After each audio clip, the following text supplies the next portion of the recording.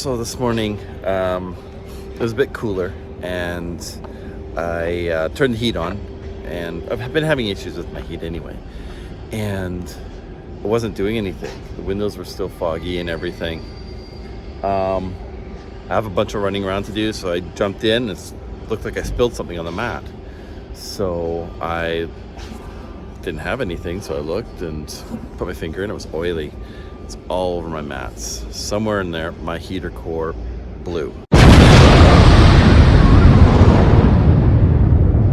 Whether I blew a line, whatever it blew something. So I've sent an email to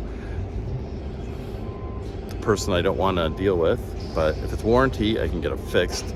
But I also have a call in to a couple other places to get it fixed. Whether I don't know. But yeah, it's all over my mats. I gotta figure out how to pull these things up so I don't rust out my floor now. Yeah.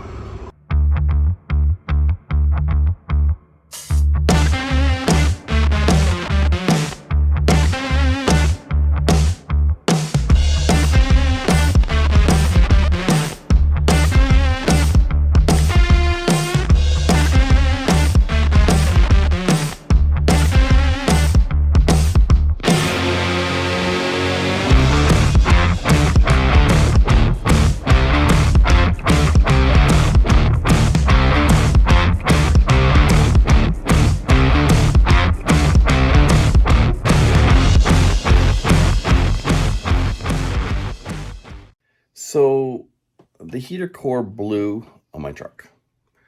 This is the same one that other mechanic put in. I'm going through all the paperwork that they sent me. They did send me a check because I did send them the bill. They didn't send me the full amount yet. But when I tally everything up, literally, it's over $4,000 that I spent trying to fix this heater core. And they've sent me $2,200. So I've got like 50%. I'm hoping now that it's at the dealership that will resolve this issue. They're checking one more thing, the condenser.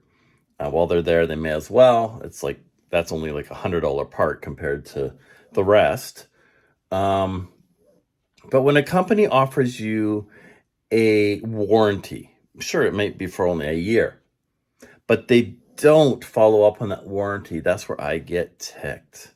So I've already spent this money. Now I'm spending it again. And it's wrong. It really is. I mean, thankfully, yes, they paid half of it. But I mean, I'm looking through all the stuff where he circled things like, oh, we didn't charge you for this. Well, good. And then his whole letter on everything that I'm reading through, I'm just like, really?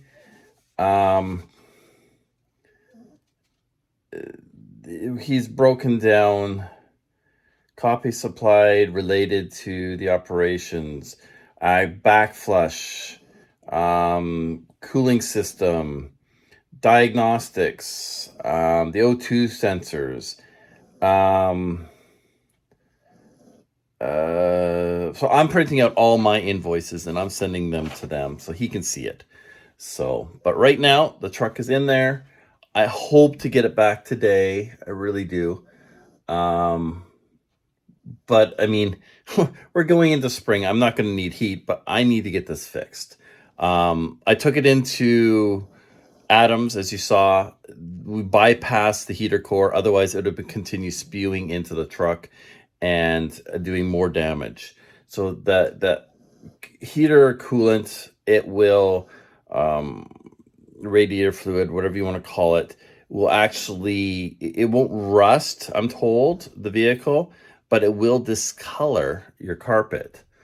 So I've tried everything to hopefully clean that, get rid of it. I've tried drying it out. Tried everything as far as that goes. I got to do a bit more when I get it back.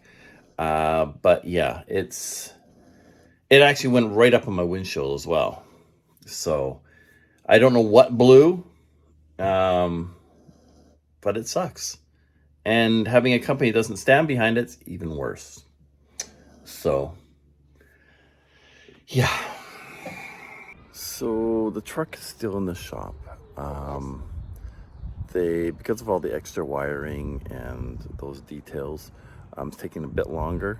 So I have the shuttle picking us up. I gotta go pick up a loaner vehicle and it'll be ready tomorrow. So I had to move my extra, or the fix of the wrap, to another day. So we've just kind of walked enough that I know where he is, so that he can pick us up. So we're heading back down to the dealership, I guess. See what we get for a loaner as well. So we just left the dealership. I had to grab some stuff from the truck. It looks like they got most of it back together. The dash is in. They've got the columns still have to do, and maybe some wiring. But what she told me, and I'll get a full diagnostics, was that the other shop did lie to me, because it was not an OCM heater core that he told me it was. It was an aftermarket. And I think that was the biggest issue there.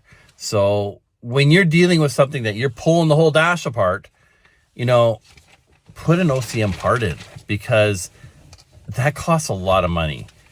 So I will be going after them for that as well. I'm fed up. I'm done. I've been nice, and I'm done being nice with them. Like, seriously, it is a joke. I shouldn't have to be doing this twice. And that's the frustrating part. Thank goodness for Dave at Adams Off-Road. You know, he rerouted, he basically disconnected the heater core so that the fluid wasn't going through there, so it wouldn't be spewing all over the truck, all over the windshield. But yeah, I mean, it was bad. So that's getting replaced. What's she say? Condenser, I think. While they're there, may as well. I don't want the dash touched again. So I want it done, and I want it done right. So dealing with the dealership, I know that I can trust them, like I said before. So I know a smaller shop, you know, they might not honor their warranty like this shop didn't. So I'll go through all this stuff with you once I get the invoice, and figure out exactly what they've done, see how much heat we have as well. So I'm excited about that. But I mean, if you go back in the videos, you'll see how many times I've been fighting this issue with the heater, where it's been fixed, it's broken, it's been fixed, it's been broken, it's been fixed, it's been broken. So it's been constant. We've got heat, I think, but we got the truck back. Let's test out the heat. Okay, on.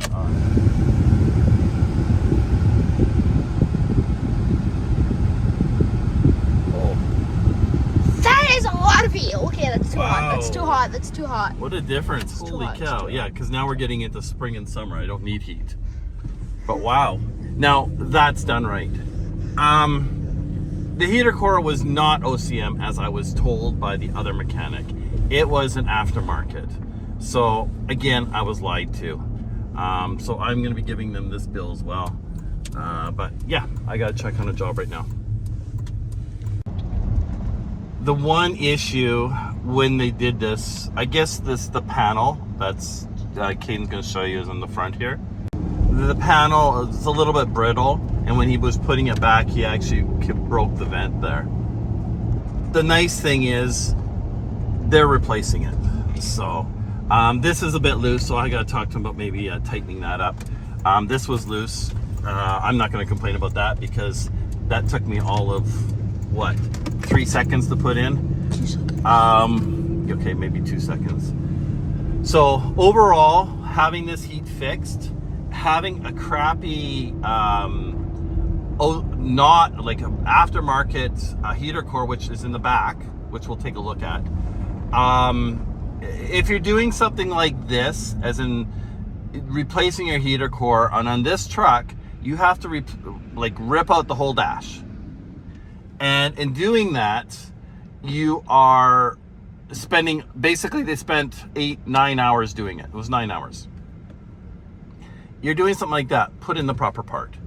Because all you're doing there, if something goes, now the customer's got to pay for that again. And that's wrong. So when I drop all this stuff off at that other shop, I'm going to give him back his heater core and tell him where to put it. Okay, so the heater core, I guess they didn't put in here, whatever. Really, what am I going to do with it?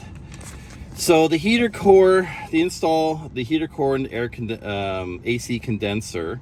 The condenser was like, I think $95 extra. May as well do it while we're at it. Most likely it had been done before. So the cost on that for parts and stuff, remember this is all Canadian. So you can see here, $2,400. This is just replacing the heater core. And that's gonna drive me nuts. So let's see, description. 1 hour labor extra for all this extra wiring that's in here. After heater core replacement, no diagnostic after heater core because everything ran. The liquid saturated into front driver and passenger side, unsure if related. Flush rad replacement prior, blah blah blah. Heater core was replaced elsewhere. Rad may have been bypassed by previous shop. So Dave from Adams Off-Road bypassed it so we wouldn't have stuff spraying out on the floor and on the windshield again. So yes, it was bypassed. They didn't do the bulbs because I got a bulb that's blinking on the dash. Yeah, so that's basically it. So they replaced an aftermarket heater core. They had to remove the dash, the heater box unit, replace bulb and cluster, which they didn't do, which I can do. It'll take me roughly about an hour to do. So I'll save myself like probably $200 there doing it myself. But yeah, so I paid $2,600 for this. That should have been under warranty. So I'll be submitting this bill to that other shop. So it's stuff like this that really, really kind of ticks me off. And don't let a shop rip you off. They're getting this invoice, and I will bill it as well, so that if they don't pay, I can send it to collections. So that's how I'm covering my butt on this one. So make sure you find a good shop. And you know what? I've always believed that dealerships were awfully high, but you know what? When I priced this out, they were actually very reasonable. We had a loaner vehicle, well, we had a shuttle, and then we got a loaner vehicle. And they're gonna stand behind their warranty. I mean, yeah. And we've got tons of heat, more than we've had in a long time. So I know this one was done right. Because even when it was fixed before, we didn't have this much heat. So anyway, guys, we're off. Remember, don't live by the what ifs in life. Don't put up with BS. Get out there and do epic shit. Until next time, see you guys later.